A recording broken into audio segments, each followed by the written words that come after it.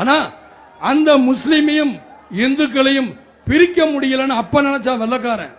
இவனை எப்படிடா பிடிக்கிறது அப்படின்னு நினைக்கும் பொழுதுதான் அந்த வெள்ளக்காரன் முதல்ல கல்கத்தால ஆரம்பிச்சான். இந்த பக்கம் பார்த்தா பங்களாதேஷ், அந்த பக்கம் பார்த்தா பாகிஸ்தான், நடுவில் இந்தியா. இங்க தாண்டா துண்டாடணும்னு பிளான் பண்ணான். அன்னைக்கு ஆரம்பிச்ச அந்த அரசியல் இன்னைக்கும் தொடர்ந்துகிட்டு இருக்கு. தேவையில்லாம நம்மளுக்கு தேவையே கிடையாதுங்கிறது என்னுடைய வாதம். நாம எல்லாரும் அண்ணன் தம்பி, இந்துவா இருக்கட்டும், முஸ்லீமாக இருக்கட்டும், கிறிஸ்தவர்களாக இருக்கட்டும். யார் நான் தெரியாம கேட்கிறேன், இன்ன ஜாதியில பிறக்கணும், இன்ன மதத்துல பிறக்கணும்னா நீங்க கேட்டு பிறந்தீங்க கிடையாது. ஆண்டவன் தூக்கி நம்மளை படைக்கிறான். நீ இன்னும் ஜாதியில பெற, இன்ன மதத்துல பிறகு நம்ம என்ன பண்ணுவோம்?